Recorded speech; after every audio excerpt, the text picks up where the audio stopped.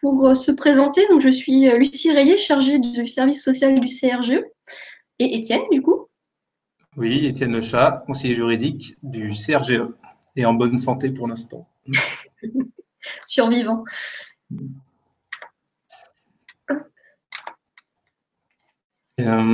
Pour préciser aussi le cadre dans lequel se déroule cette réunion thématique, on devait la faire un peu plus tard.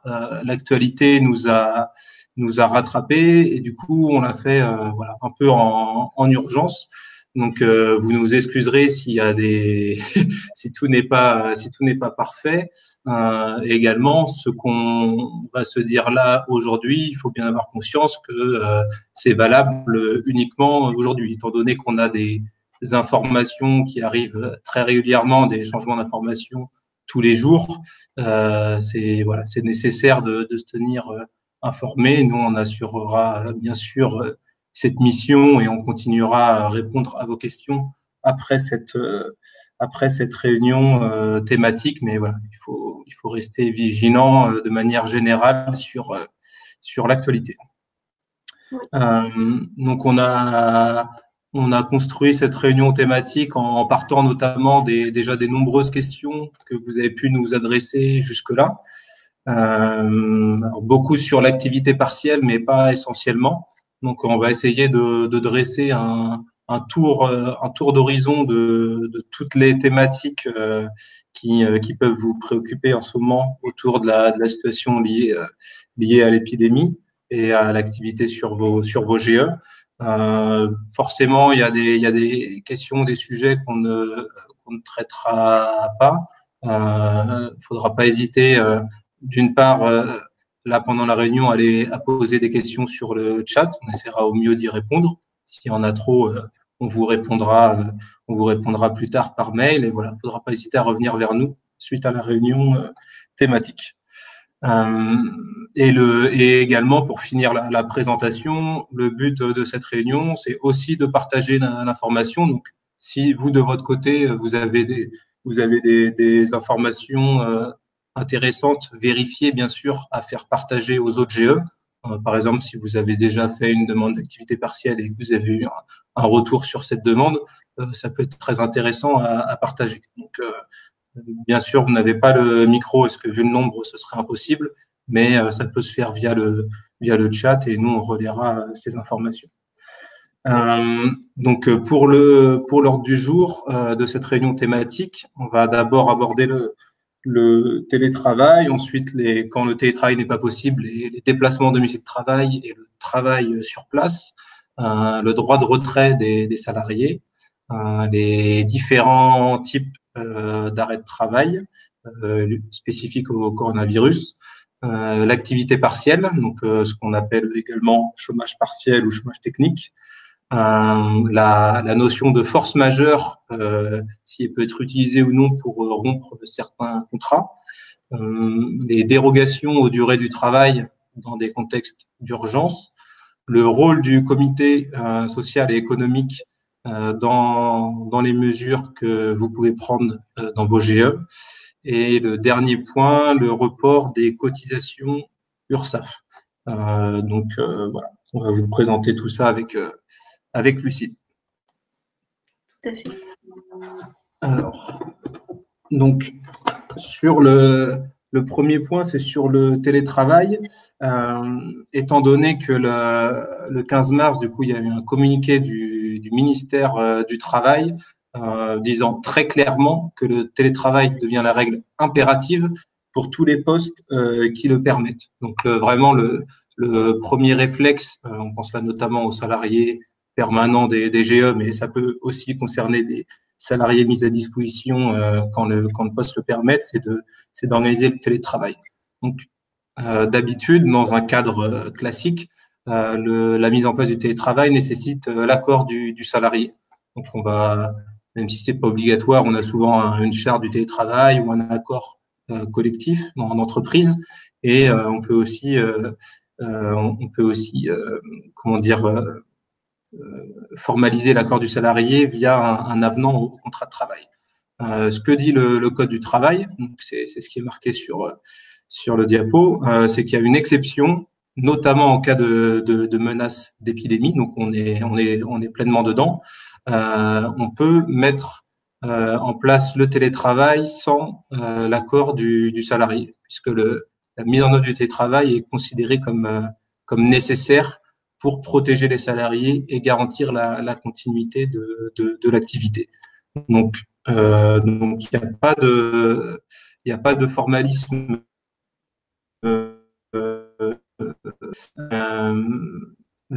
Alors c'est quand même on recommande de le faire par écrit pour donner quand même un cadre à ce télétravail et qui est moins d'ambiguïté possible et qui n'y ait pas de remise en cause de la part des salariés. Donc ça peut être informer les salariés par écrit de cette mise en œuvre du télétravail. Donc avec la date de fin, ça peut être un peu compliqué de dire aujourd'hui, mais au moins la date de début, si c'est possible de fournir du matériel professionnel, il faut le faire. Sinon, utiliser le matériel personnel, mais il faut être assez vigilant par rapport à ça, notamment en termes de protection des données, d'antivirus, etc. Donc là encore, c'est une situation d'urgence, donc il n'y a pas de situation idéale. Il faut essayer de faire au mieux, mais dans la mesure du possible, plutôt utiliser le matériel professionnel. Et on abordera la question des gardes des enfants et des arrêts de travail plus tard, mais c'est évident qu'en pratique, ça peut être compliqué de cumuler un télétravail, en tout cas à temps plein, et une garde des enfants si c'est assuré par le même salarié.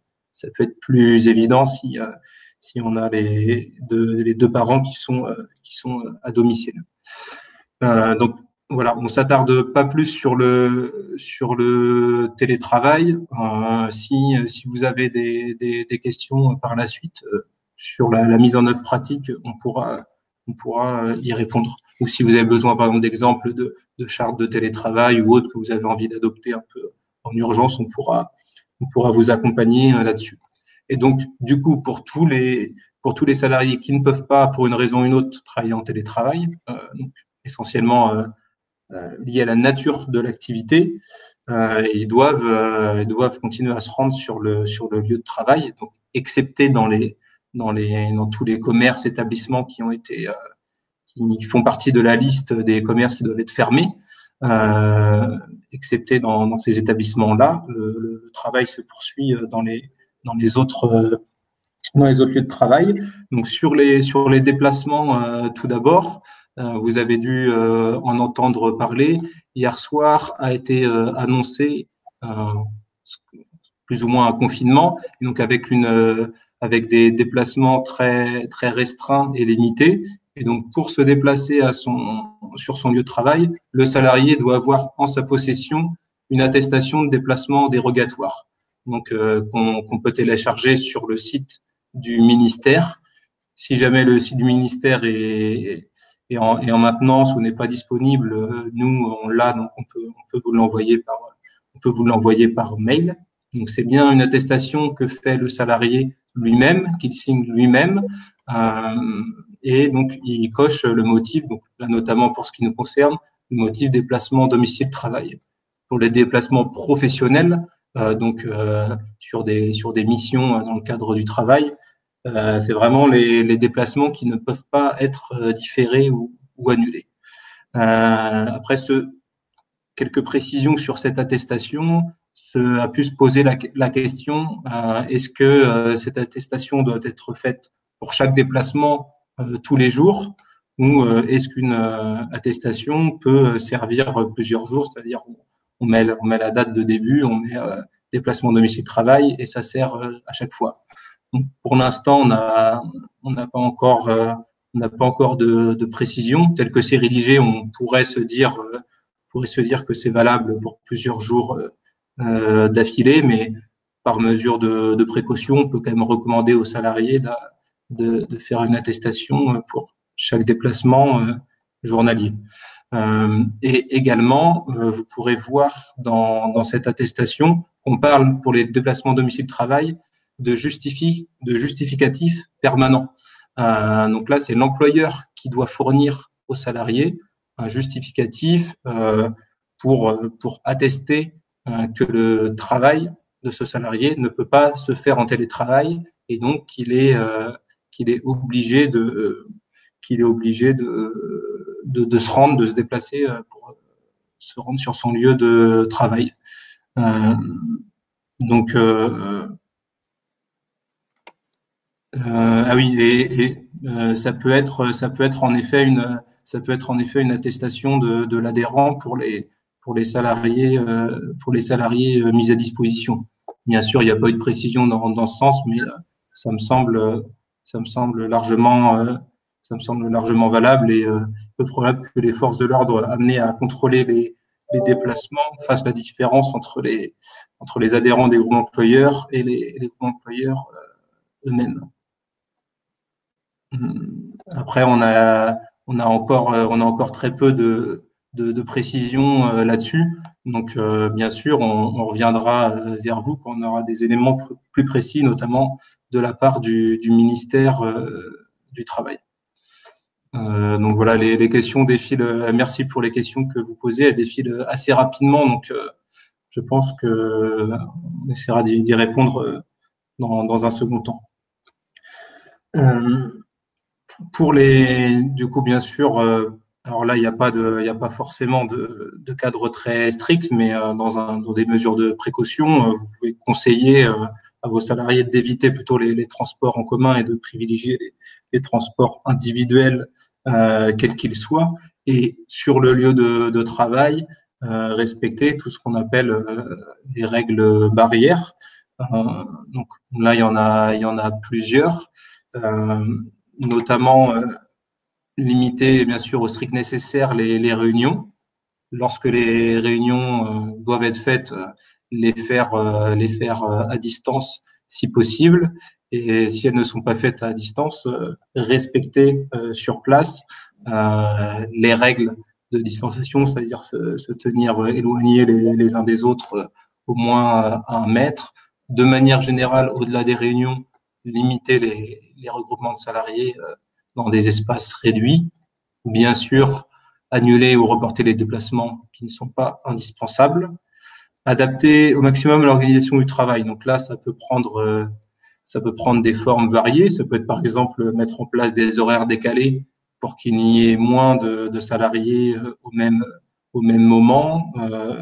Voilà, on peut imaginer différentes choses. Si des salariés sont absents puisqu'ils sont en télétravail, utiliser les locaux de manière différente pour éloigner les salariés les uns des autres. Voilà, il n'y a pas de cadre très précis puisque chacun fait au cas par cas, mais c'est de manière générale être vigilant pour limiter vraiment le plus possible les contacts. Sur les restaurants d'entreprise, il y a eu des précisions étant donné que les cafés et restaurants sont fermés.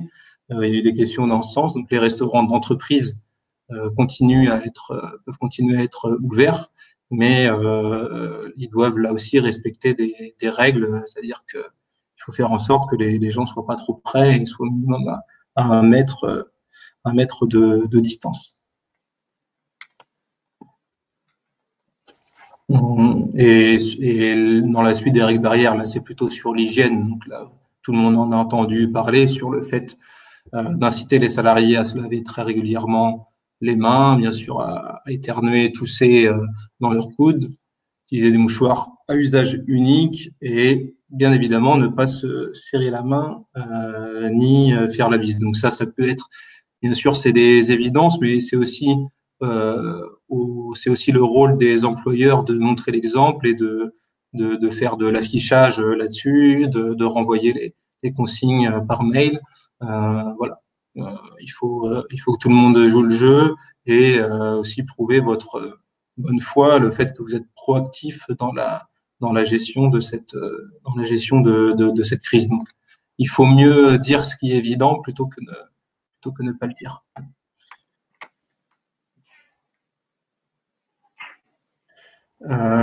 Alors, juste avant avant de passer sur le droit de retrait, je vois une question sur les salariés mis à disposition qui travaillent chez plusieurs employeurs. Donc, on pourra reprendre ça par écrit. Mais à mon sens, si, si- enfin, il faut distinguer du coup peut-être les déplacements qui se font au cours d'une même journée. C'est-à-dire si le salarié est mis à disposition chez différents adhérents au cours d'une même journée, a priori, je conseillerais plutôt d'inscrire les différents lieux de travail sur l'attestation.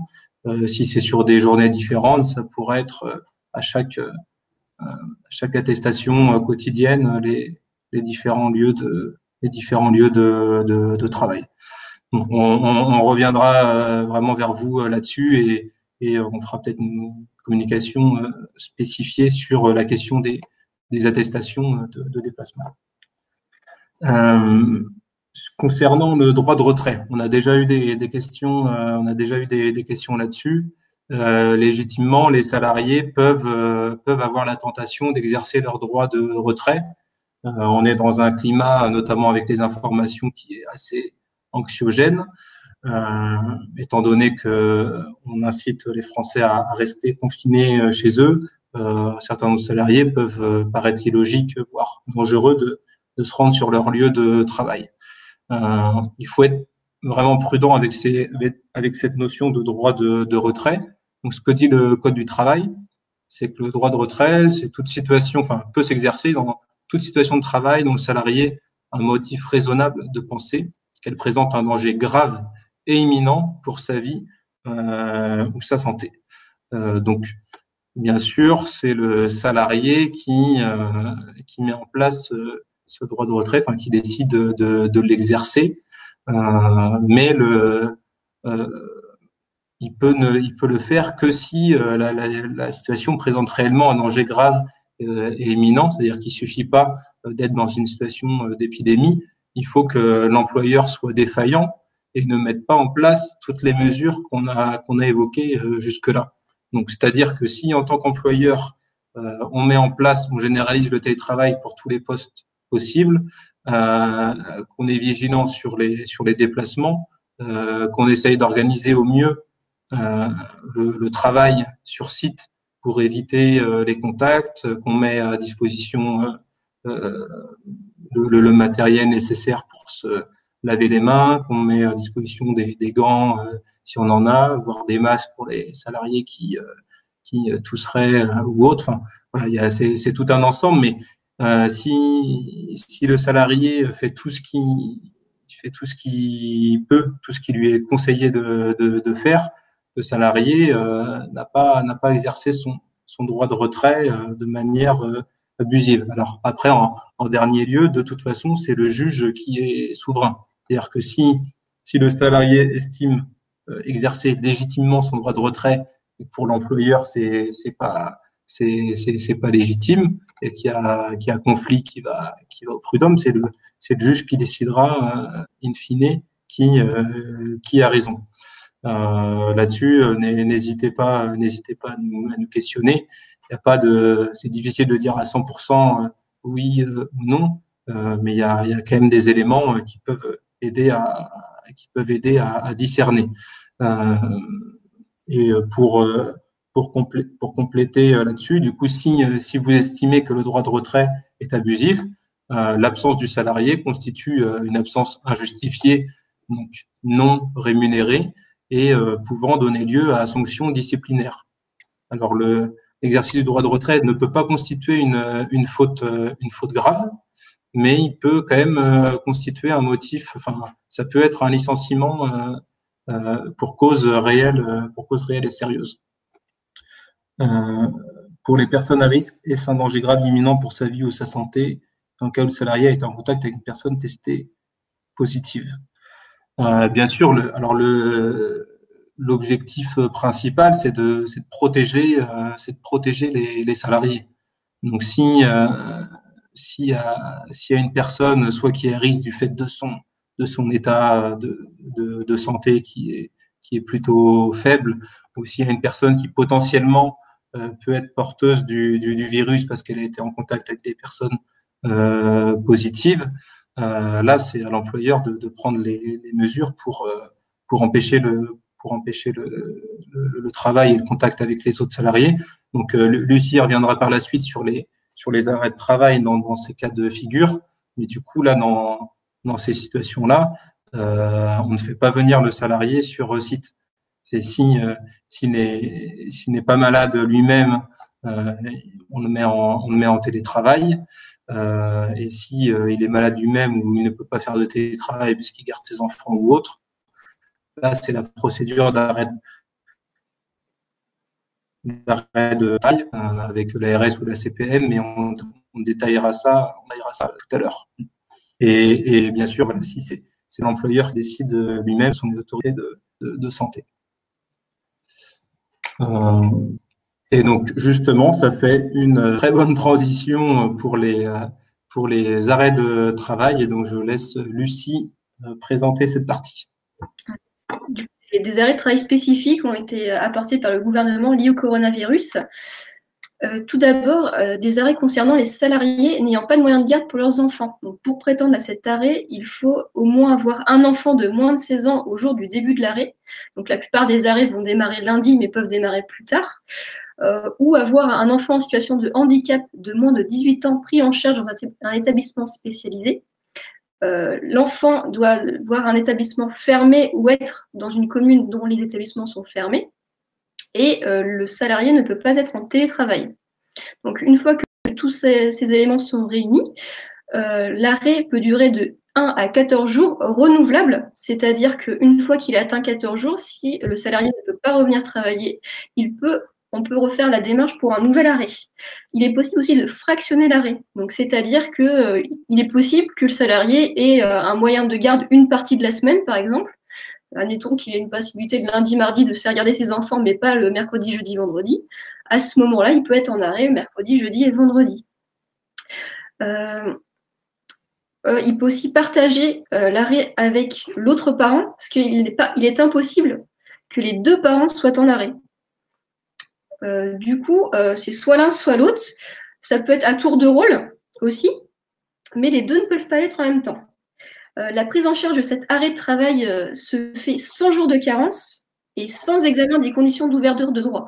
Donc, comme vous le savez, pour prétendre à des indemnités journalières de sécurité sociale, il faut avoir travaillé pendant un laps de temps.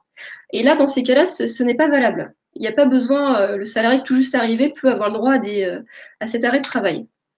Donc, les démarches pour que le salarié puisse être indemnisé suite à ses enfants conciliés à domicile, il faut qu'il vous transmette une attestation sur l'honneur, comme quoi c'est le seul parent à faire la demande.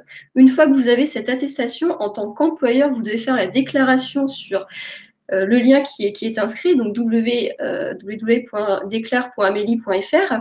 Une fois que vous avez cette attestation, en fait, cette déclaration, ça vous permet d'avoir l'arrêt de travail. Donc, une fois que vous avez cet arrêt, vous faites comme habituellement, vous faites vos attestations de salaire, donc qui est une attestation de salaire pour arrêt maladie, donc soit par DSN événementiel, soit sur Net Entreprise ou Je Déclare, par exemple, si vous ne faites pas par DSN événementiel. Et une fois ces éléments faits, quand vous réaliserez le bulletin, vous faites un bulletin de salaire sans délai de carence, donc que ce soit pour les IJSS ou pour le maintien employeur. Donc si vous faites habituellement la subrogation, vous faites un maintien comme vous faites habituellement, mais du coup sans ces délais de carence, que ce soit à la fois pour le maintien employeur. Donc si votre convention collective prévoit par exemple 3 jours de carence, vous devrez les enlever. Et du coup, vous devrez bien sûr comparer avec le maintien légal. Donc c'est 90% pour les 30 premiers jours, puis 2 tiers les 30 jours suivants. Donc si votre convention est plus favorable, vous devez l'appliquer.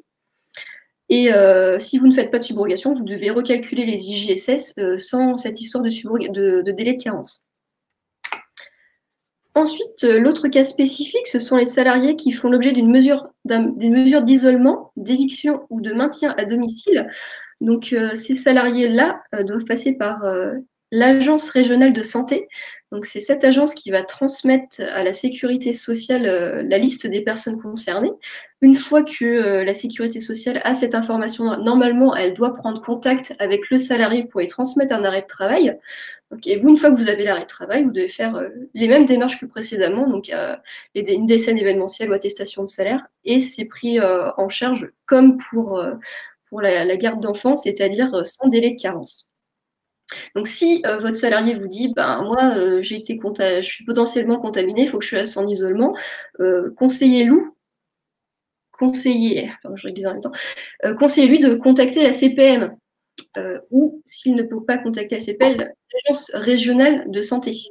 Parce que vous, si vous n'avez pas d'arrêt, si vous faites les démarches, il se peut que vous ne soyez pas indemnisé si vous pratiquez la subrogation. Donc bien faire attention à ça.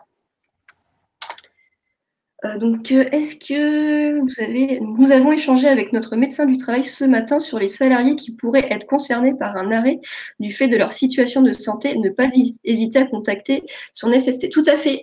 Dans ces conditions-là, ils peuvent être d'une grande aide aussi pour, même quand on parlait tout à l'heure des mesures d'hygiène, etc., ils peuvent aussi vous accompagner sur le sujet, sur réfléchir sur des organisations de travail qui pourraient privilégier la santé de vos salariés. Donc, en ce qui nous concerne, nous intervenons dans le médico-social en établissement. L'une de nos salariées a été en contact avec la maladie par sa famille. Réponse de l'ARS, elle peut travailler avec masque et précautions habituelles tant qu'elle n'est pas malade. Pour notre part, nous avons décidé de la laisser en arrêt et de ne pas la faire intervenir dans les établissements. Donc, c'est une bonne pratique. Après, par contre, du coup, comme c'est vous qui lui demandez de rester chez elle, vous devez lui faire un maintien de salaire et il est peu probable que vous soyez indemnisé, vous, de votre côté. Comme je passe par le CRGE, c'est vous qui faites cette déclaration. Oui, moi, il faut me transmettre les éléments, comme quoi votre salarié soit, du coup, l'attestation, l'officiel, comme quoi c'est le seul parent à demander l'arrêt. Et à ce moment-là, je peux faire la déclaration, ou soit c'est un arrêt de maladie. Donc, les arrêts de maladie, je les fais habituellement, donc il faut me transmettre l'arrêt de travail que vous aura fourni votre salarié. Donc l'ARS région parisienne renvoie sur le site Amélie où nous n'avons rien trouvé. Sur le site Amélie, alors si c'est pour la garde d'enfants, c'est le lien que je vous ai mis tout à l'heure sur le PowerPoint, déclare.amélie.fr. Sinon, vaut mieux appeler la sécurité sociale même, parce que du coup, sur le site Amélie, vous pouvez pas faire de... Enfin, j'ai regardé, à l'heure actuelle, on ne peut pas faire de demande d'isolement. Peut-on avoir des salariés en arrêt de travail pour garde d'enfants de moins de 16 ans lorsque même que le télétravail n'est pas possible et que la structure est en activité partielle? Oui. Alors du coup, oui. Donc là, il y a plusieurs choses, différentes. Il faut faire attention à ne pas confondre les arrêts de travail, que ce soit pour garde d'enfants ou pour situation de maladie, et l'activité partielle. C'est bien deux choses, différentes. Et par rapport au télétravail, si les salariés sont en arrêt de travail, on peut pas leur demander d'être en télétravail, hein. Donc c'est soit l'un, soit l'autre. On peut pas cumuler tous les dispositifs entre eux. Non, c'est pour ça qu'on peut aussi fractionner. Par exemple, votre salarié vous dit, moi je peux télétravailler le lundi parce que j'ai mon compagnon qui est là, il peut s'occuper des enfants. Par contre, les autres jours, je peux pas parce que je suis seule à garder mes enfants. À ce moment-là, vous pouvez faire juste une déclaration du mardi au vendredi, par exemple. Et après, c'est à vous aussi de voir avec votre salarié comment vous pouvez organiser son temps de travail à ce moment-là. Une de mes salariées a son mari malade à domicile, il est diabétique. Est-ce que cela justifie qu'elle reste à domicile?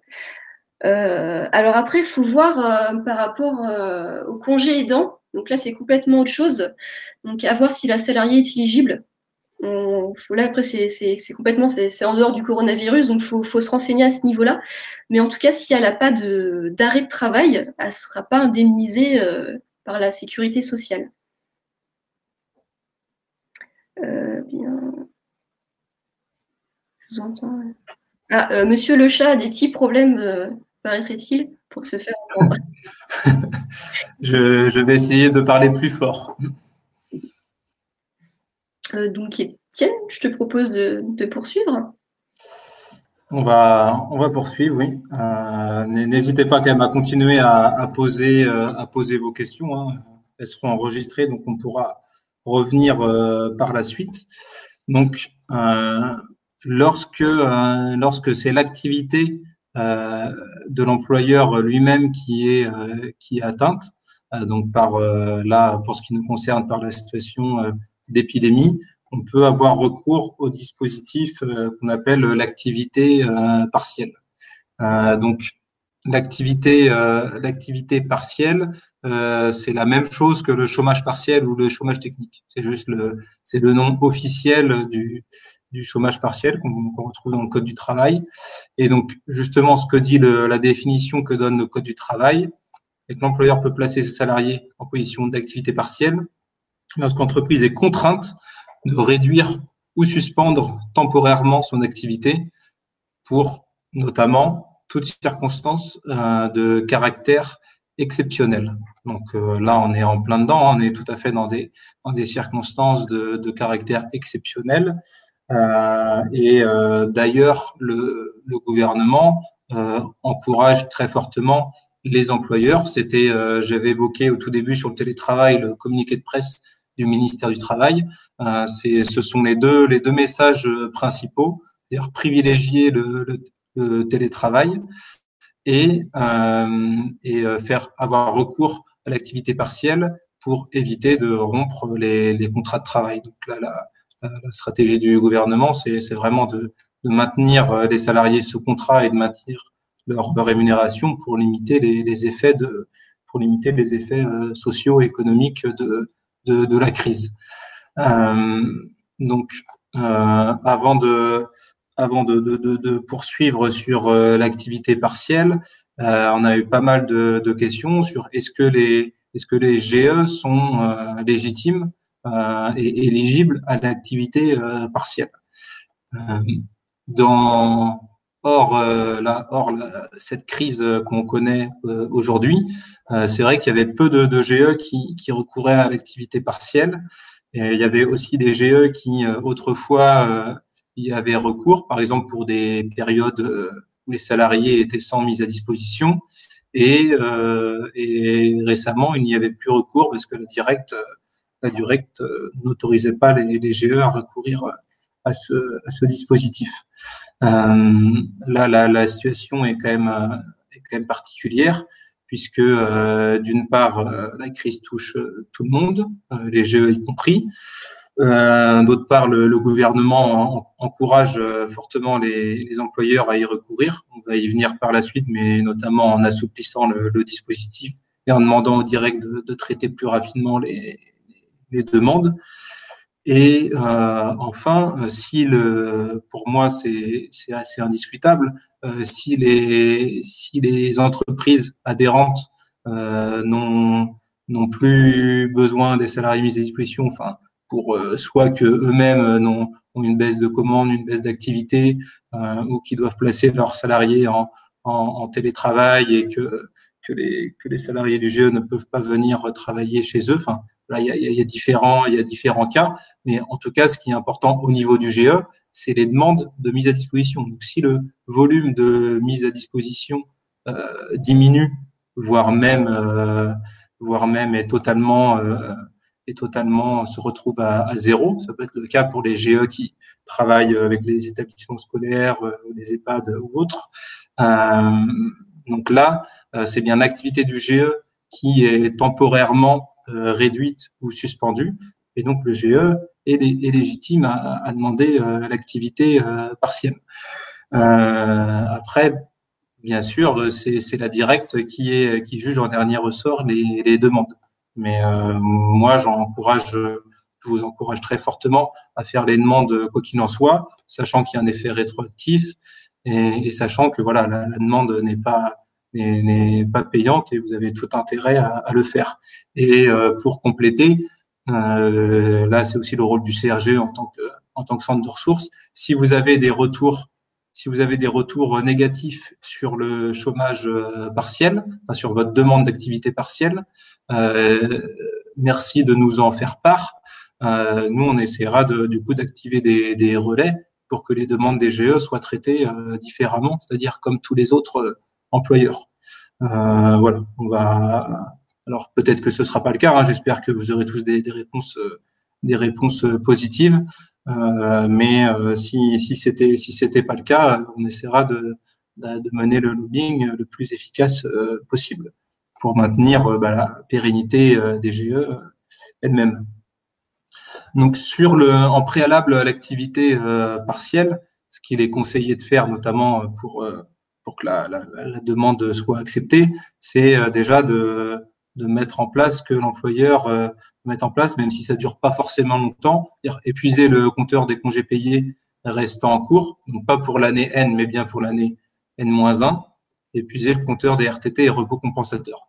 Alors là, attention, j'ai écrit ça de manière un peu simple, mais pour on ne peut pas, en fait, en cas d'épidémie, en cas d'urgence, de circonstances exceptionnelles, ce qu'on peut faire, c'est décaler, donc là en l'occurrence avancer la date des congés payés qui ont déjà été posés, mais si ces CP restants en N-1 n'ont pas été posés, on peut pas l'imposer. Donc, bien sûr, si le salarié est OK, qui a un écrit, on peut le faire, mais on peut pas l'imposer. Donc c'est bien sûr, par exemple, un salarié qui aurait posé 2 semaines de congés payés au mois de mai, début mai, on peut les avancer ici à la fin du mois de mars ou à début avril pour faire face à cette situation.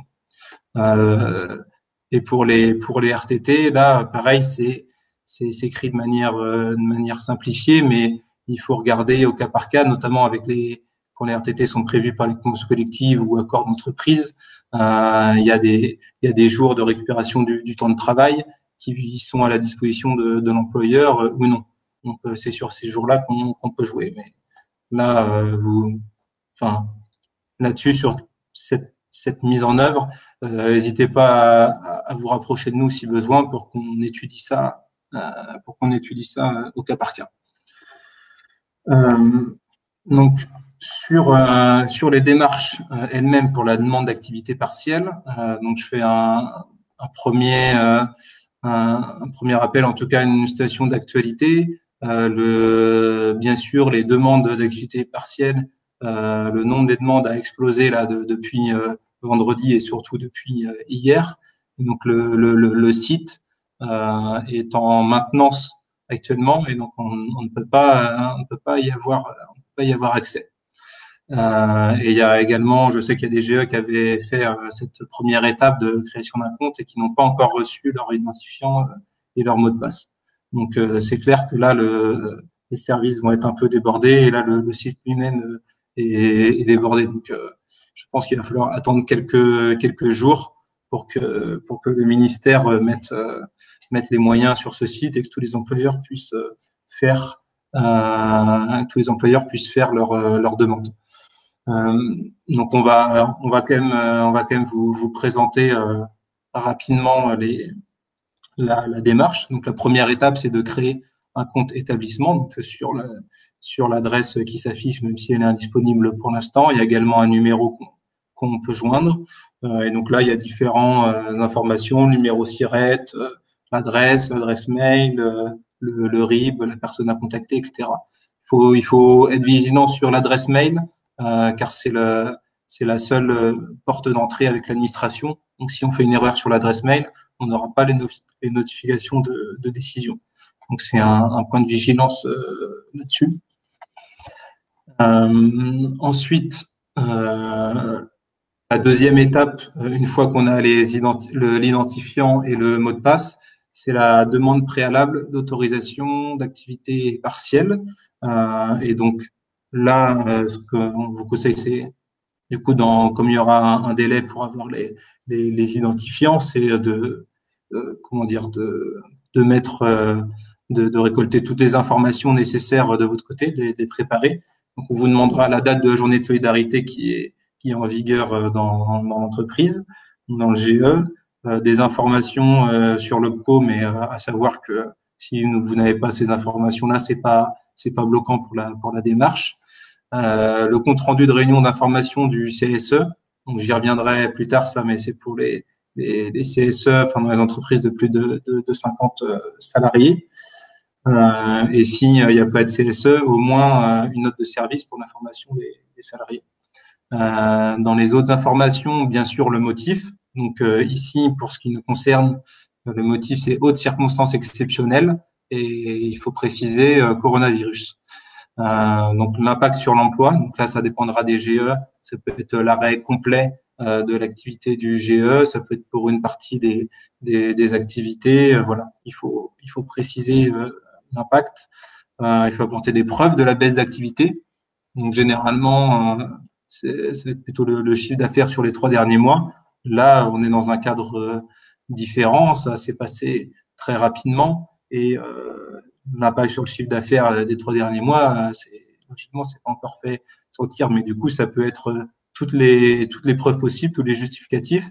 Donc pour les GE essentiellement, ça va être les justificatifs, ça va être les communications des adhérents qui vous demandent d'arrêter les mises à disposition puisqu'ils ne peuvent plus faire travailler les salariés mis à disposition.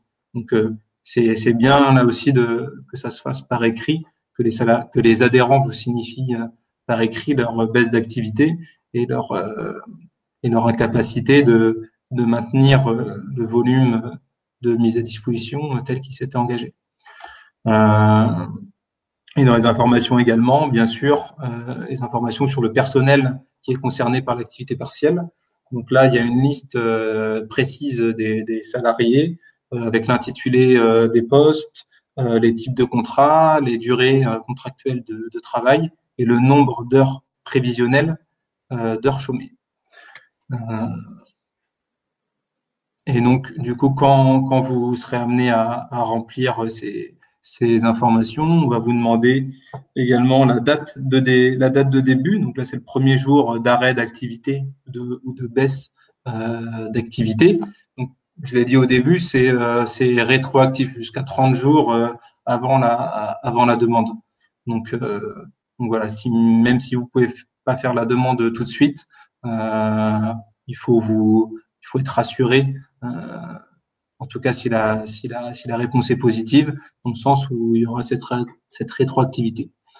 La date de reprise, là, c'est vrai qu'aujourd'hui, c'est un peu difficile de le prévoir. On peut mettre une date prévisionnelle, sachant que la demande peut être faite jusqu'au 30 juin. Donc, par sécurité, on pourrait demander jusqu'au 30 juin, en sachant que à tout moment, on peut anticiper cette date de reprise et en informer la directe. Donc, on envoie un message à la directe et la procédure dispositif d'activité partielle cesse à ce moment-là.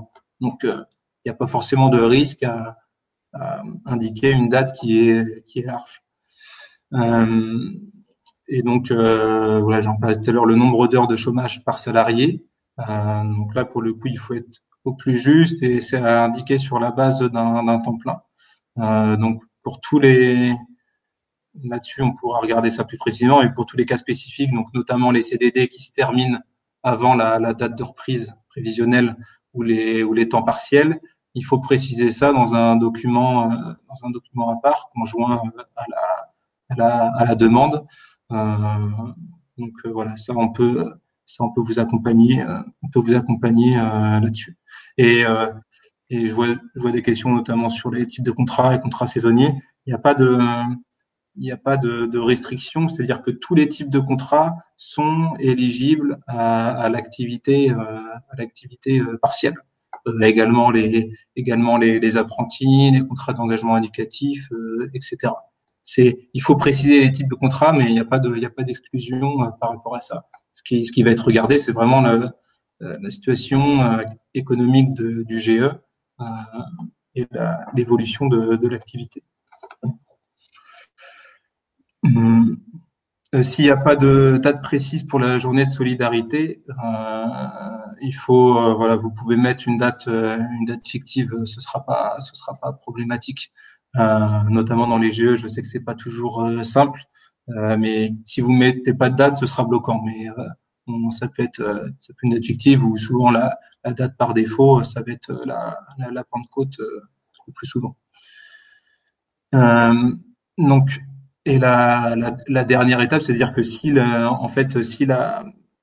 demande d'activité partielle a été acceptée, vous recevez un code numérique qui vous permet de saisir en ligne les demandes d'indemnisation. Et donc cette demande d'indemnisation, elle doit se faire obligatoirement tous les mois. C'est pas permanent. Il faut la renouveler tous les mois et il faut prouver qu'on a bien versé aux salariés concernés l'indemnité d'activité partielle.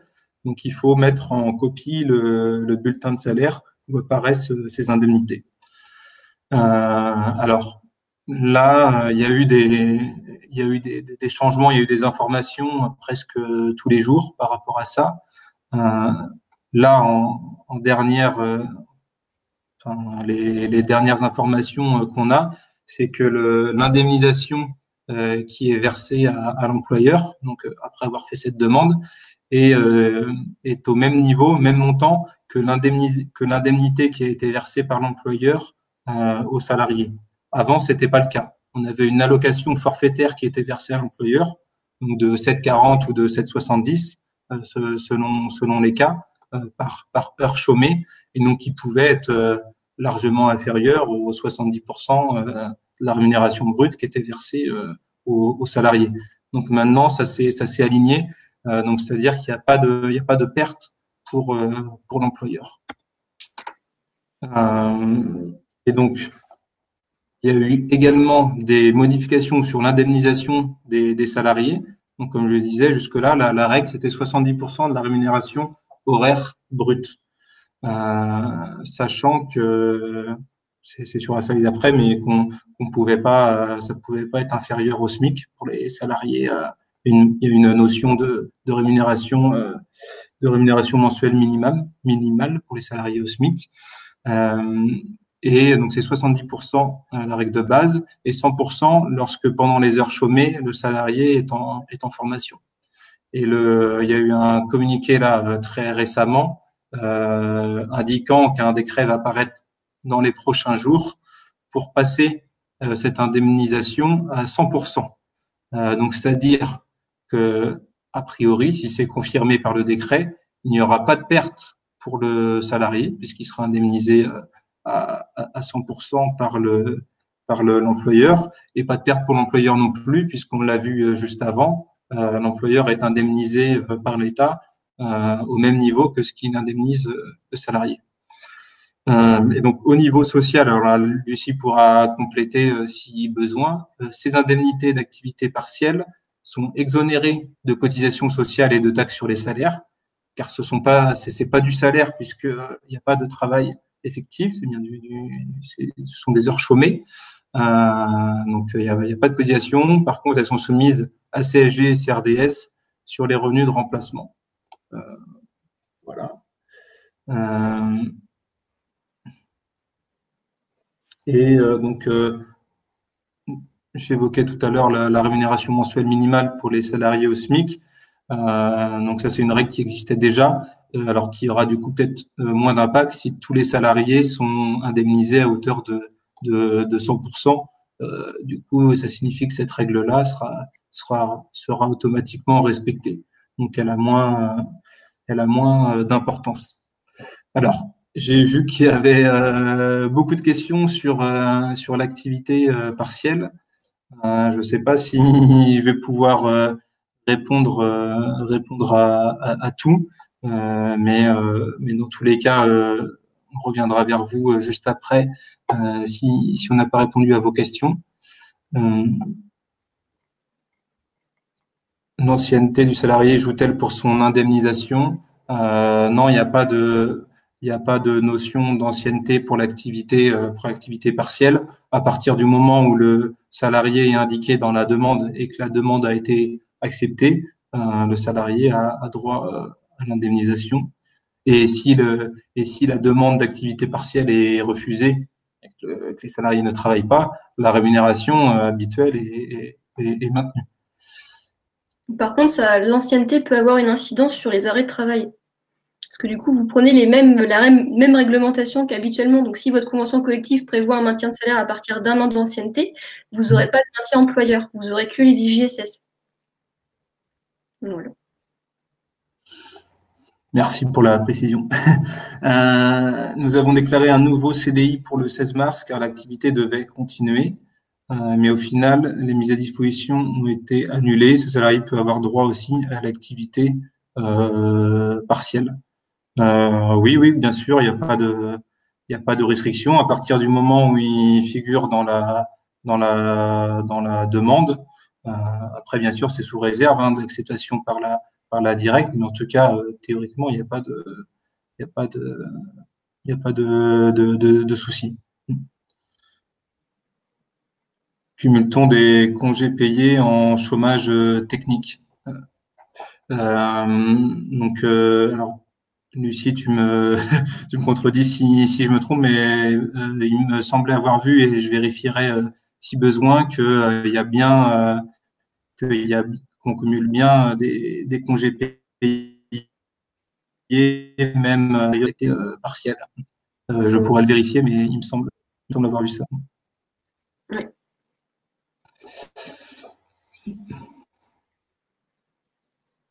Par contre, oui, j'ai vu une question tout à l'heure sur le chômage partiel et l'arrêt de travail. Donc, c'est bien deux choses distinctes.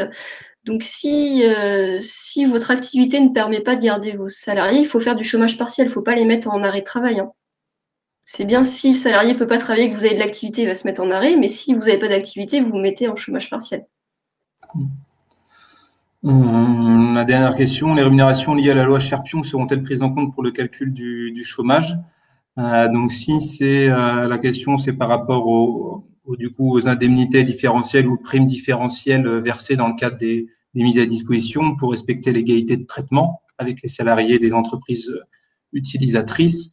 Pour moi, non, puisque c'est 70% de la rémunération brute, du coup de la rémunération contractuelle. Donc là, pendant les heures chômées, le salarié n'est pas mis à disposition des adhérents. Donc l'égalité de traitement n'a pas à se faire, n'a pas à être appliquée.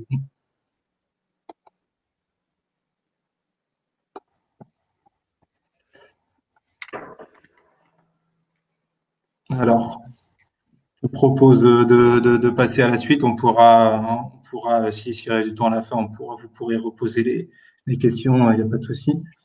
Du coup, sur la notion de force majeure. Là aussi, on a eu plusieurs questions là-dessus. Donc, bon, faut être vigilant, hein, mais ça peut potentiellement être un outil juridique pour gérer l'urgence. Donc, la force majeure, c'est décrit en fait par la jurisprudence, et donc il faut cumuler, un événement qui survient et qui doit cumuler plusieurs caractéristiques. C'est-à-dire que cet événement, il doit être extérieur à l'entreprise, il doit être imprévisible lors de la conclusion du contrat. Donc là, très concrètement, ça signifie que si je signe un contrat aujourd'hui, je connais la situation qui est celle de fermeture des établissements scolaires, fermeture des commerces, confinement, etc. Donc, je peux pas dire que c'est imprévisible.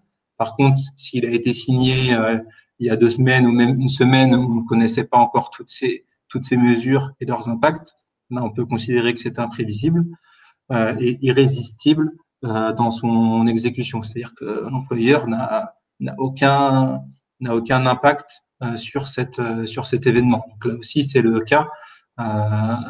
C'est totalement extérieur et irrésistible. Donc on peut dire, apprécié au cas par cas bien sûr, mais on peut dire globalement qu'on peut être dans le cadre de la force majeure. Après, du coup, est-ce qu'on peut rompre les contrats? Est-ce qu'on peut rompre unilatéralement les contrats du GE pour force majeure? Pour les CDI, moi je le déconseille très fortement pour une raison simple, c'est que cette situation liée à l'épidémie est une situation provisoire, quoi qu'il en soit. Même si on ne connaît pas sa durée, il y aura forcément une baisse de l'épidémie, un retour à la normale et donc une reprise de l'activité qui est envisagée. Donc, c'est-à-dire que Pour les CDI, le bon dispositif, c'est l'activité partielle pour garder les contrats et pouvoir avoir les salariés sous la main quand l'activité reprendra. Par contre, pour les CDD, c'est un peu différent. J'ai pu le conseiller à certains GE qui avaient des CDD signés, par exemple, il y a une dizaine de jours, donc on connaissait pas encore la situation, et qui se terminaient, par exemple, à la fin du mois. Où là, on connaît la situation, on sait qu'il n'y aura pas de reprise de l'activité jusqu'au terme du contrat. Et donc là, éventuellement, on peut rompre le contrat pour force majeure. Et donc ça s'applique tout de suite. Il n'y a pas de, bien sûr, faut le signifier par écrit, mais il n'y a pas de formalisme particulier comme pour le licenciement, et c'est applicable immédiatement. Et donc on remet les documents de fin de contrat, etc. Comme pour une fin de contrat classique. Donc, bien sûr, si quand même l'idée c'est quand même plutôt de maintenir les rémunérations des salariés et si possible d'avoir plutôt recours à l'activité partielle. Mais il peut y avoir des situations compliquées ou des situations d'urgence aussi en termes économiques. Il faut savoir que ça peut être une solution dans certains cas. Mais là-dessus, quand même, ça peut être pas mal de nous solliciter avant pour qu'on valide ensemble la sécurisation du cadre juridique.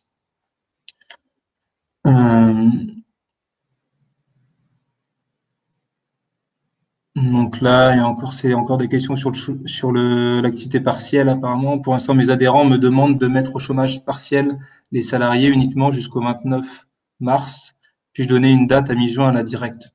Oui, comme je le disais tout à l'heure, ça peut être jusqu'à mi-juin, quitte du coup à avancer la date de reprise s'il s'avérait que la reprise était antérieure. Et pour les CDD, on peut également utiliser l'activité partielle. Donc merci aussi aux GE qui se répondent entre eux. c'est encore mieux. Donc sur là, on a plutôt abordé du coup les situations où il y a une baisse d'activité, voire même un arrêt de l'activité. On peut aussi être dans des situations où il y a un surplus d'activité liée à cette situation d'urgence. Je pense par exemple au ravitaillement, l'approvisionnement des magasins alimentaires, ou même plus concrètement pour vous, là en tant que salarié permanent des GE, vous devez faire face à une activité très forte pour gérer au mieux cette situation de crise.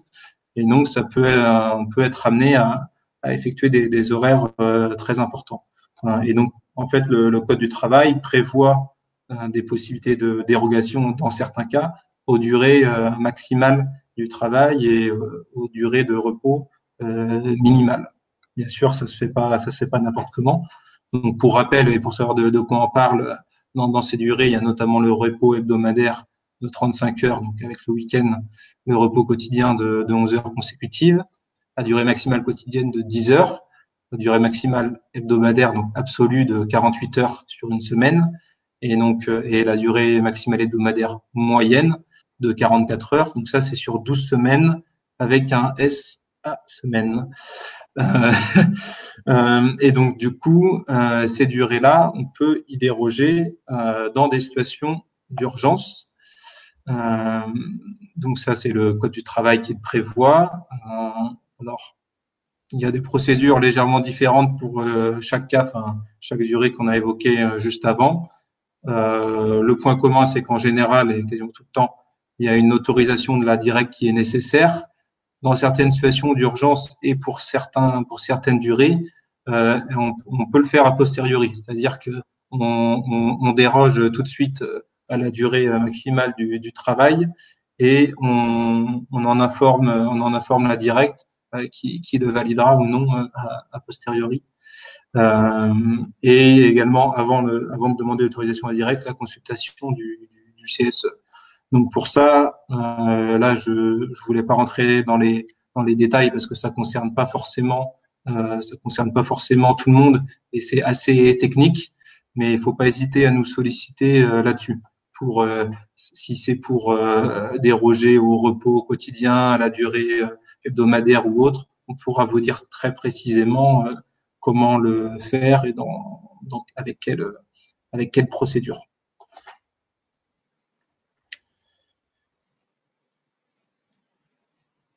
Donc je regarde les questions. Oui, j'ai bien dit ça, Bastien. Consultation obligatoire au conseiller du CSE pour les moins de 50. On y vient juste après. On n'a pas eu de réponse en cas de chômage partiel que chez l'un des adhérents. Donc pardon, j'avais pas vu la question. À mon sens, vous pouvez faire une demande au niveau du GE, une demande de chômage partiel, même si la baisse d'activité ou l'arrêt d'activité est chez un seul adhérent. Ce qui importe, c'est qu'à partir du moment où il y a plusieurs salariés du GE qui sont concernés. Donc voilà, à partir du moment où on a au moins deux salariés du GE concernés, on peut faire la demande en expliquant la situation chez l'adhérent. Donc sur le rôle du CSE et pour rebondir à la question qui a été posée juste avant, donc le CSE a un rôle assez central dans cette gestion de crise.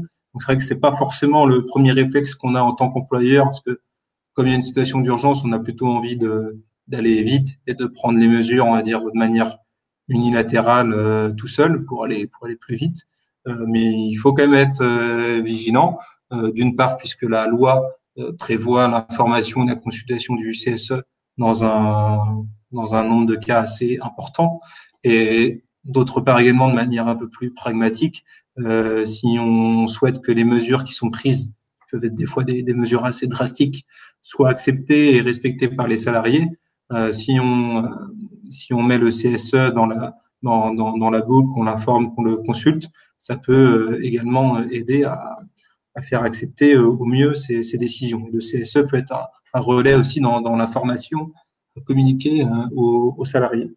Donc là, pour les CSE dans les entreprises, dans les GE de moins de 50 salariés, le CSE doit être consulté pour la mise à jour du document unique d'évaluation des risques professionnels. Donc là, c'est notamment indiqué dans le question-réponse du ministère du Travail. Là, on a un nouveau risque aujourd'hui avec l'épidémie de coronavirus, et donc ce nouveau risque doit être pris en compte dans le document unique. Donc si vous n'avez pas de document unique, ça peut être le moment d'en établir un, mais il y a peut-être d'autres urgences. Si vous en avez un, il est fortement conseillé de le modifier pour prendre en compte ces risques. Alors, bien sûr, le plus urgent, c'est de mettre en place les mesures avant de modifier le document unique, mais vraiment, si vous avez les moyens, si vous avez le temps, on vous encourage à le faire pour montrer, là encore une fois, la bonne foi du GE et votre rôle proactif, notamment s'il devait y avoir un cas d'un salarié testé positif au coronavirus, un de vos salariés, le fait d'avoir mis à jour le DU et d'avoir surtout mis en place les actions, ça peut vous permettre de vous dédouaner aussi de votre responsabilité en tant qu'employeur. Donc voilà, le CSE doit être consulté là-dessus si vous le faites, et au moins 2 membres du CSE peuvent faire une demande motivée de réunion spécifique là-dessus, donc par rapport à la santé des salariés, aux conditions de travail. Le CSE peut demander à l'employeur une réunion spécifique. Et pour les CSE dans les GE de plus de 50 salariés, il doit être aussi consulté pour toute modification importante de l'organisation du travail. Donc c'est ce qu'on évoquait tout à l'heure, notamment la mise en place du télétravail, si on met en place des horaires décalés, si on est amené à modifier les postes de travail ou autres. Donc là, quand même, un grand nombre d'employeurs peut être concerné. Pour le recours à l'activité partielle, on l'a vu précédemment. Dans la demande qui est faite, on doit fournir la preuve qu'on a consulté le CSE, si on est plus de 50. Et également pour les dérogations aux règles relatives à la durée du travail et au repos, qu'on a vu juste avant. Là aussi, on doit, quand on fait la demande à la directe, on doit prouver qu'on a bien consulté le CSE. Donc, quand même, le CSE a un rôle assez important dans tout ce que vous pouvez mettre en œuvre dans la gestion de cette crise. Consultation du CSE ou du CA pour les associations. Donc là, on parle bien du CSE. Hein. Donc, peu importe qu'il y ait un CA ou non, ce que prévoit le Code du travail, c'est le CSE. Après, le CA, là, ça relève de votre fonctionnement interne. Donc, bien sûr, ça peut être intéressant voire important de discuter du CA, des mesures qui vont être prises, parce que il y a des mesures qui sont politiques, étant donné qu'il y a des enjeux économiques, financiers, même parfois de survie du G en tant que responsable du G en tant que responsable salarié, directeur ou non. Ça peut être bien d'avoir la légitimité et du l'aval du CA sur les décisions qui sont prises. Mais là, on est hors code du travail, on est hors obligation. Là, c'est plutôt dans la gouvernance du GE. Et c'est une bonne question aussi, parce que ça ramène aussi à la question de gouvernance et à la question de solidarité des adhérents du GE. C'est-à-dire que là, on a vu tout un ensemble de dispositifs qui permettent d'atténuer la crise, mais si ça ne suffit pas et que le GE se retrouve dans une situation financière compliquée, forcément, il y aura un appel à la solidarité des adhérents du GE, si eux-mêmes sont en mesure d'être solidaires et ne sont pas dans une situation trop difficile. Donc là vraiment, on n'a pas encore eu trop de questions là-dessus, mais la gouvernance a toute sa place, que ce soit le bureau, le CA ou l'AG. Et du coup, si vos adhérents sont bien impliqués dans le CA, c'est important d'avoir des réunions du CA pour les mettre au courant de la situation et du coup faciliter cette solidarité qui devra peut-être se mettre en place. Voilà, s'il n'y a pas d'autres questions sur le CSE, on peut passer au dernier point, donc présenté par Lucie, sur le report des cotisations sociales. Donc, la situation exceptionnelle, mesure exceptionnelle. Les délais pour pouvoir reporter entièrement ou partiellement vos cotisations est au 19 mars midi pour l'URSSAF. Donc, si vous êtes à échéance du 15, donc l'échéance du 15, c'est pour les moins de 50. Si vous êtes à échéance du 5, donc pour les plus de 50, à ce moment-là, ce sera sur la prochaine période de cotisation. Donc, ça sera sur la période de cotisation de mars, où vous avez jusqu'au 5 avril pour faire votre déclaration. À ce moment-là, l'État va communiquer dans les prochains jours, on ne sait pas exactement quand, mais en tout cas, ce sera avant le 5 avril, sur les modalités de report. Donc, vous pouvez faire un report jusqu'à 3 mois des cotisations sans aucune pénalité. Donc, on n'a pas encore trop d'informations sur le sujet, si on pourra échelonner, si on vous fera tout payer d'un coup, ça, c'est encore un petit peu flou. Mais en tout cas, pour l'URSSAF, c'est jusqu'au 19 mars. Pour les autres cotisations, il faut directement appeler vos caisses pour vous assurer des deadlines, vu que ça dépend de chaque caisse. Donc, 3 manières de reporter les cotisations URSSAF. Si vous êtes toujours dans les temps, donc là, c'est 17 mars, c'est trop tard, mais ça peut être fait une décenne annulaire en place, si vous êtes bien sûr en prélèvement CEPA. Si vous n'êtes pas en prélèvement CEPA, si vous faites des virements, ça peut être réduire le montant ou annuler le montant du virement ou du chèque, sachant que pour le CERF, normalement, vous n'êtes plus censé être par chèque. Même par virement, c'est limite.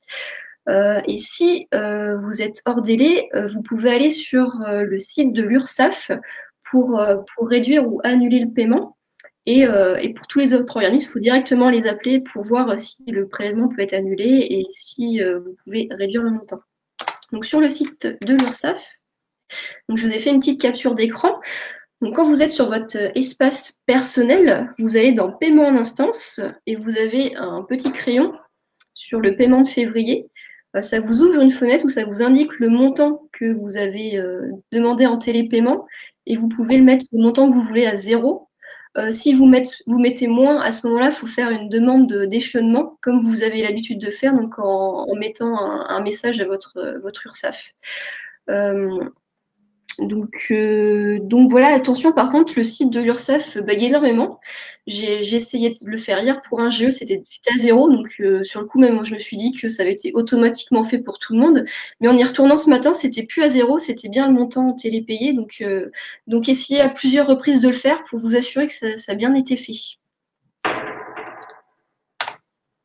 Donc bien sûr, c'est fortement conseillé si votre GE est impacté négativement au niveau de l'activité.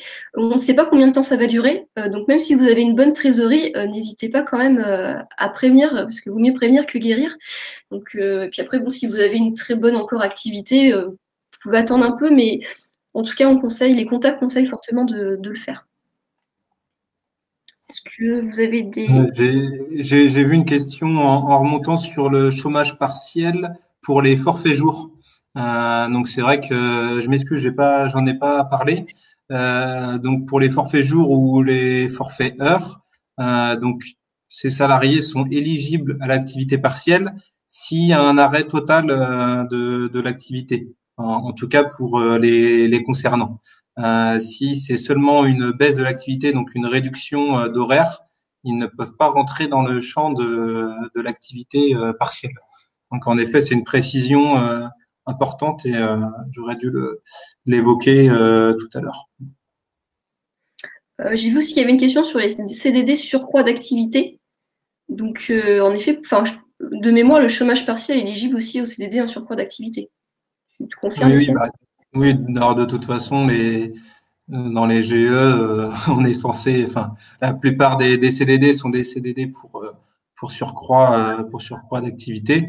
Donc non, il y a pas de, il y a pas de restriction. Encore une fois, par rapport au type de contrat, mais avec cette vigilance sur les contrats en forfait jour ou forfait heure. Ah, je n'entends pas la réponse d'Étienne. Je pourrais la remettre par écrit tout à l'heure. Une question également de Bastien sur peut-on faire une facturation durant la période de MAD en chômage partiel à nos adhérents? Donc, si la question c'est si on peut facturer les mises à disposition aux adhérents, alors même que les salariés sont en chômage partiel, donc ne sont pas chez l'adhérent. Là, ça rejoint la question de la solidarité entre adhérents à l'intérieur même du GE. Donc là, il n'y a pas forcément de règles légales. Là, c'est à voir. À mon sens, c'est une décision politique du GE. C'est-à-dire que si le GE a les moyens via activité partielle ou autre de maintenir l'activité sans perdre d'argent, euh, tant mieux. Après, si c'est pas le cas, en effet, il faudra solliciter les adhérents, même s'ils n'ont pas bénéficié des heures de mise à disposition dont ils devaient bénéficier normalement. Mais en tout cas, on peut pas avoir de double facturation. Si il y a effectivement une prise en charge au titre de l'activité partielle à 100%, on va pas refacturer en plus à l'adhérent. Par contre, ça peut être par exemple une avance qui serait demandée à l'adhérent le temps que la demande se fasse et de percevoir l'indemnité par l'État. Concernant l'URSSAF, les paiements vont-ils être bloqués pour février? Donc c'est bien ce que je disais, il faut faire une demande avant le 19 mars midi. Donc pour les clients du service social, je vais incessamment sous peu vous envoyer un mail. Donc là, c'est prévu cet après-midi pour vous le proposer. Du coup, je vais le faire. Hein, du coup, comme j'ai certains qui sont déjà là, n'hésitez pas auprès, si vous n'avez pas encore reçu le mail, de me le dire si vous voulez. Hein, mais je vais envoyer un mail aujourd'hui. Autre sujet, peut-on faire non, ça, c'est ce qui a été dit. Lucie, pouvez-vous me confirmer ce que vous avez dit tout à l'heure pour l'arrêt maladie? Pas d'arrêt si l'activité partielle est mise en place. Si vous avez fait une demande de chômage partiel en disant que votre salarié travaillera une partie du temps et qu'au final, il ne travaille pas du tout, à ce moment-là, vous pouvez faire un complément avec l'arrêt. Mais du coup, le chômage partiel, ça sera équivalent à 0 vu que vous serez indemnisé. Mais sinon, en effet, si vous n'allez pas dire je ne le mets pas en chômage partiel parce qu'il est en arrêt. C'est dans le sens inverse. C'est j'ai prévu une activité partielle pour mon salarié, j'ai prévu qu'il travaille un certain nombre d'heures. Il ne peut pas parce qu'il est en arrêt, il est bloqué chez lui. À ce moment-là, on fait les démarches.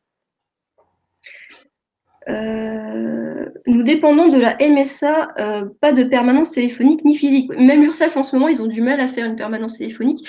A priori, donc ça, je vous confirmerai. Donc c'est Sophie.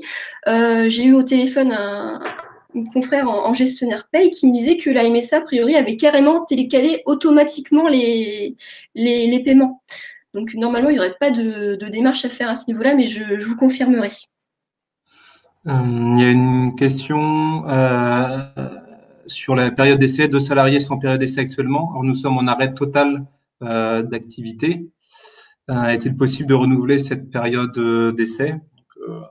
À mon sens, oui, étant donné que la période d'essai a pour but d'évaluer l'adéquation du salarié avec le poste de travail, et là que vous ne pouvez pas réaliser cette évaluation, donc ça me semble tout à fait possible de la renouveler, à condition, comme d'habitude, que ce soit prévu par le contrat de travail et par la convention collective, bien sûr.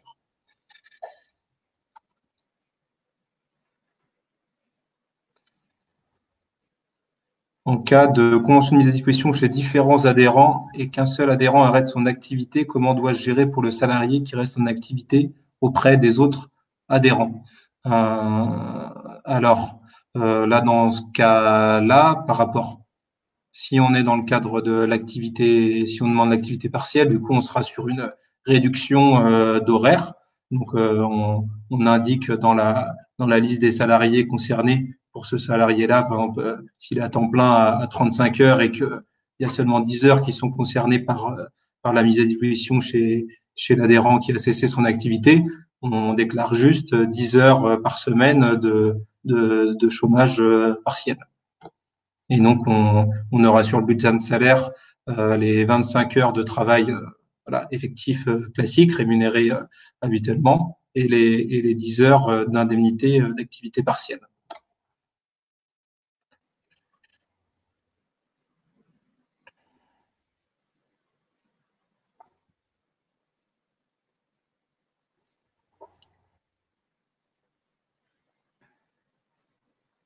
Alors, s'il y a des questions que vous avez posées par écrit pendant l'exposé et qu'on n'a pas répondu parce qu'on les a pas vues ou qu'on n'avait pas le temps, vous pouvez les réécrire ici.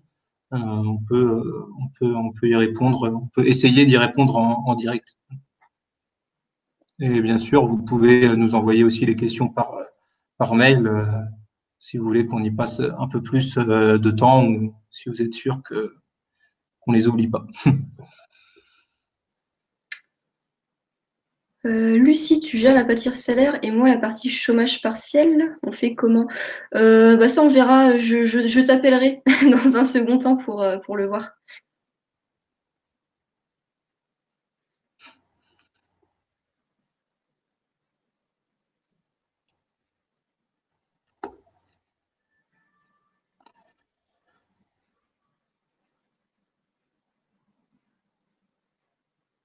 Quand le salarié est en activité partielle, aucune activité, il doit rester chez lui. Mais concrètement, est-ce qu'on peut lui demander certaines choses, travailler sur certains sujets, sur certains axes plutôt théoriques?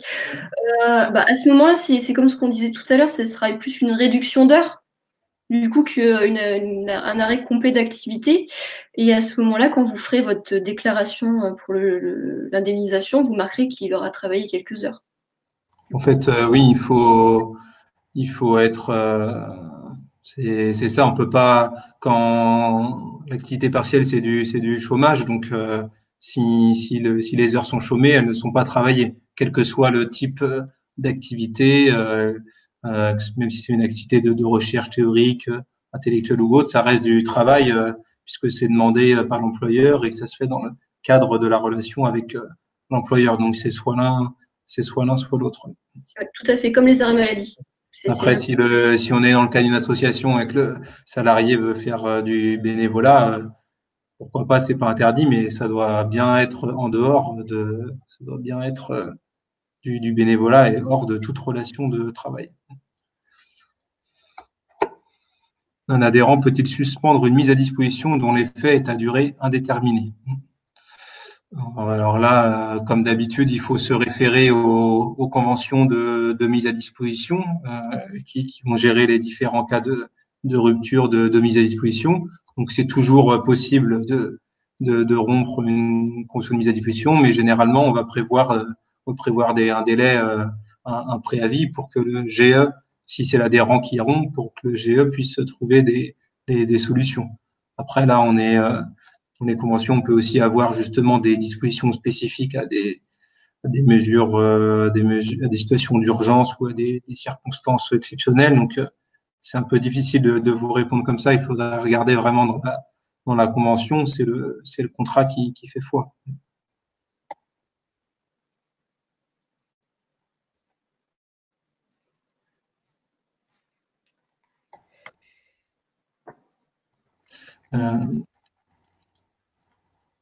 Si ce sont les adhérents qui mettent leurs propres salariés en chômage partiel et qui nous demandent de mettre notre salarié en chômage partiel, est-ce que c'est un motif pour le GE dans l'argumentation de la baisse d'activité?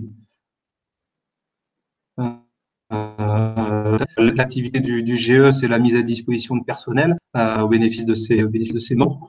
Que si ses membres sont eux-mêmes en activité partielle, par exemple un arrêt total de l'activité, ça signifie qu'ils ne peuvent plus faire travailler les salariés mis à disposition, et donc c'est un motif légitime pour le GE.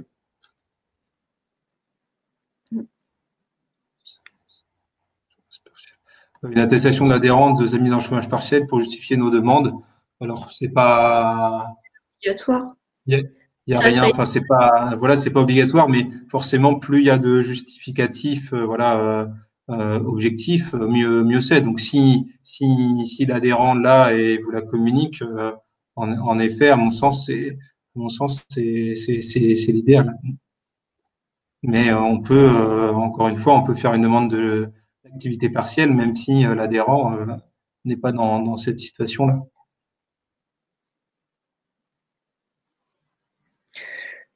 La demande d'activité partielle peut-elle être actualisée au fur et à mesure? Nous connaissons aujourd'hui l'impact sur une partie des MAD, mais encore pas pour les autres. Donc ce qu'on disait tout à l'heure, c'est que du coup, vous faites une demande de réduction d'heures. Et après, tous les mois, de toute façon, vous allez faire une déclaration. Donc c'est à ce moment-là où vous allez mettre à jour. Après, vaut mieux que vous fassiez une demande initiale sur du plus long terme, quitte à l'arrêter plus tôt, que l'inverse, ça sera plus compliqué.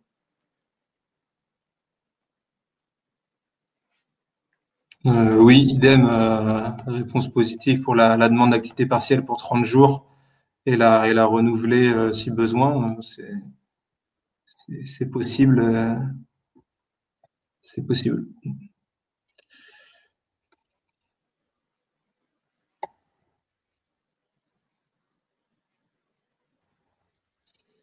Pour la question sur les librairies, voilà, là c'est un bon exemple. Là, vous avez un justificatif qui est tout trouvé. Voilà, vous avez la liste des adhérents. Ce sont des librairies. Il y a l'arrêté ministériel qui ferme tout un ensemble de commerces, ou plutôt qui dresse la liste des commerces pouvant être ouverts. Donc là, en effet, comme c'est une décision administrative qui concerne l'ensemble des librairies, là, la demande est totalement légitime. Ouais. Et c'est un bon justificatif. Donc il y a pas, à mon sens, il n'y a pas forcément besoin d'attestation des adhérents, comme quoi ils sont fermés, puisqu'ils sont nécessairement fermés.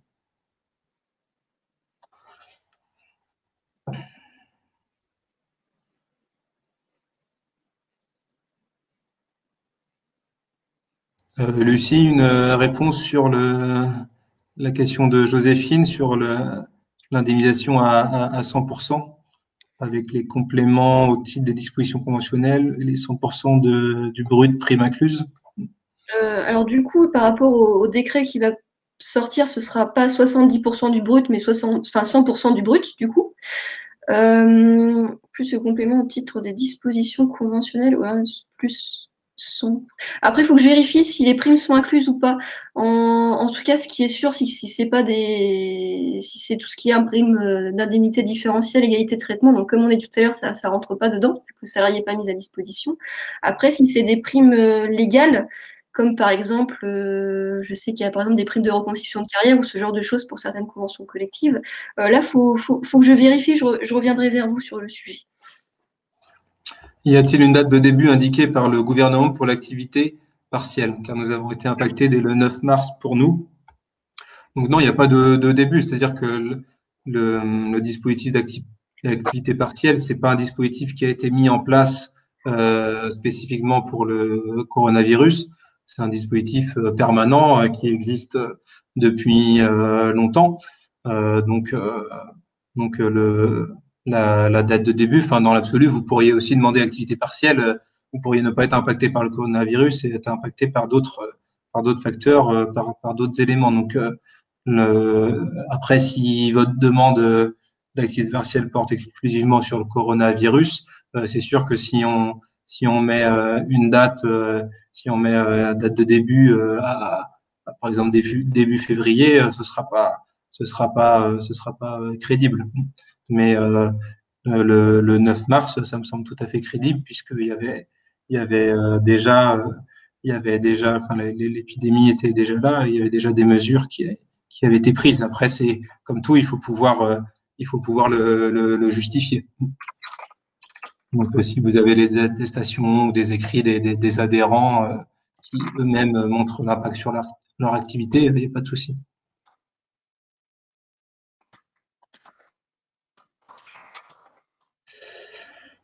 Sur les primes de poste, le calcul d'indemnité chômage partiel prend-il en compte cette prime?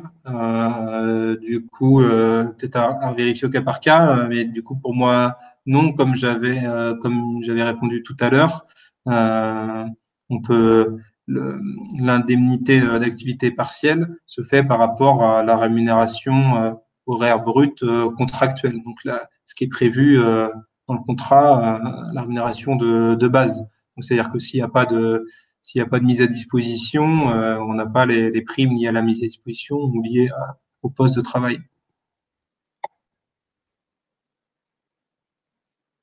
Ah, j'avais pas vu la réponse qui a été faite. Est-ce qu'il faut faire la demande pour l'ensemble des salariés ou alors que pour ceux concernés par activité partielle?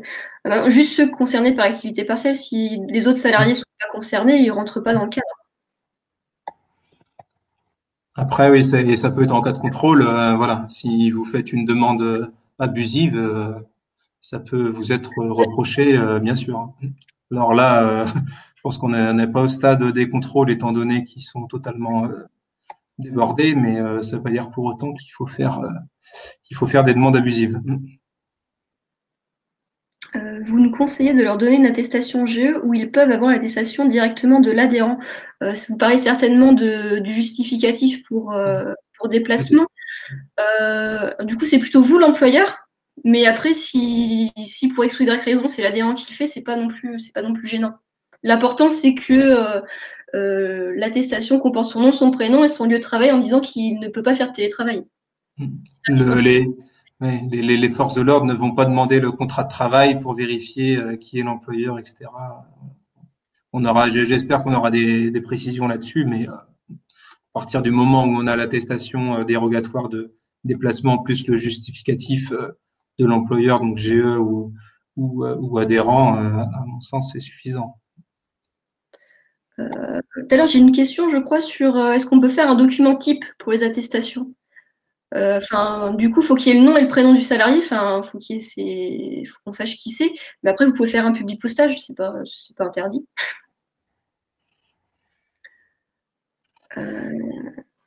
Est-ce que l'on peut basculer de l'arrêt de travail pour garde d'enfants de moins de 16 ans vers le chômage partiel dans le cas où les employeurs ferment leurs portes? Alors oui, si quand la salariée est en arrêt de travail, il y avait une activité normale et que une fois qu'il n'est plus en arrêt, il y a du chômage partiel, en effet, ça peut se faire. Tout à fait, ouais. Les deux ne peuvent pas coïncider sur la même période, mais on peut avoir un changement de régime, un changement de situation en cours de période. Oui, sur la question de Sandra, donc sur le fait de mettre les salariés en chômage partiel en formation. Alors peut-être que là c'est en partie théorique puisque dans les faits il y a un certain nombre d'organismes de formation qui annulent ou reportent toutes les formations.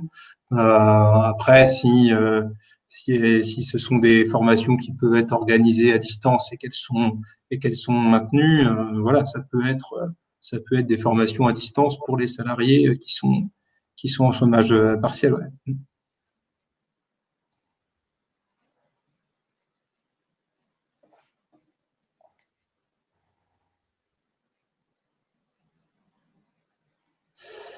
Alors, je ne sais pas si on peut joindre des documents. Je Euh, pense pas. Après, on on peut pourra. demander à Alexandre, mais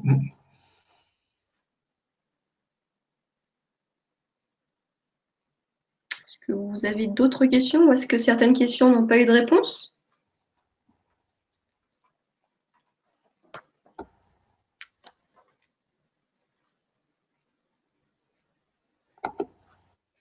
Impeccable. Pour juste conclure, nous aussi, Sergio, on est impacté du coup par le coronavirus. Donc, comme vous avez pu le constater, on est tous en télétravail et on est extrêmement sollicité sur le sujet. Donc, il faut qu'on puisse continuer à vous apporter des réponses de qualité et aussi avancer sur les autres sujets qu'on doit avancer. De ce fait, on va avoir des horaires temporaires, donc jusqu'à la fin du confinement. Donc, on sera désormais ouvert au niveau téléphonique du lundi au vendredi de 9h à 12h30. Alors, ce qui ne veut pas dire qu'on ne pourra pas échanger l'après-midi, mais l'après-midi, ce sera des appels sortants, c'est-à-dire que c'est nous qui irons vers vous. Après, bien évidemment, vous pouvez constamment nous envoyer des mails. Donc, surtout si c'est urgent et que vous avez une question l'après-midi, envoyez-nous un mail, ça sera traité plus rapidement.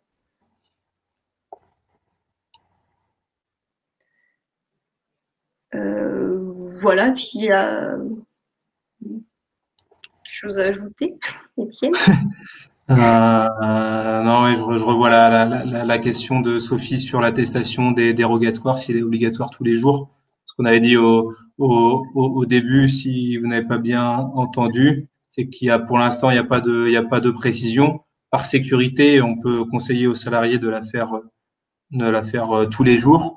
Voilà, on espère avoir des éléments de précision assez rapidement pour vous apporter une réponse plus sécurisée.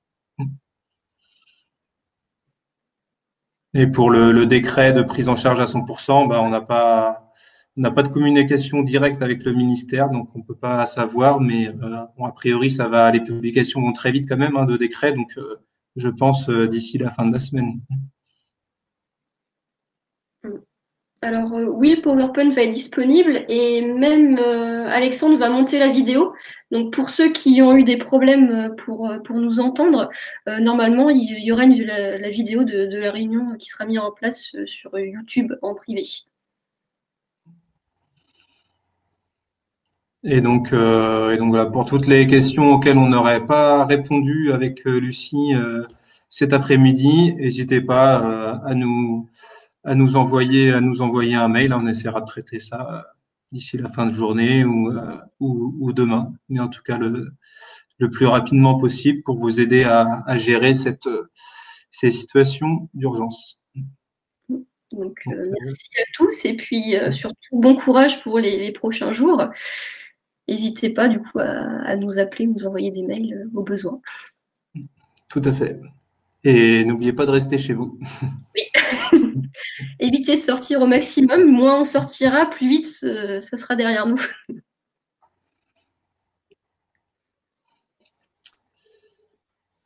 À bientôt. À bientôt, au revoir. Au revoir.